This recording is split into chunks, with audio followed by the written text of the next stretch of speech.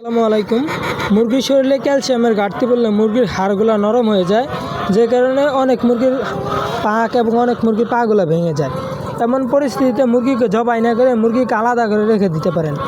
এই মুরগিটার 8-10 দিন আগে পাকটা ভেঙে গেছিলো, তারপরে এই মুরগিটাকে আলাদা করে রেখে দিছি। এখন এই মুরগিটা আলহামদুলিল্লাহ সম্পূর্ণ সুস্থ হয়ে গেছে, এমনকি এই পাকটাও জোড়া লাগিয়ে গেছে।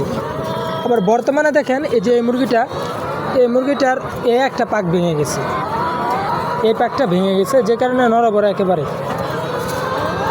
তো এমন পরিস্থিতিতে মুরগিটাকে আমি বাইরে কিছুদিন রেখে দিব, দেখা যাবে যে 8-10 দিন পর এই পাকটা আবার জোড়া লেগে যাবে।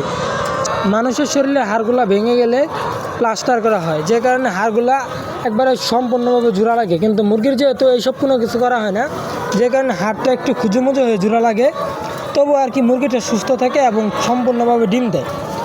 তো চাইলে আপনারা মুরগির হাড় ভেঙে গেলে মুরগিকে বাইরে রেখে দিতে পারেন, ইনশাল্লাহ 1 সপ্তাহের ভিতরে ঠিক হয়ে যাবে।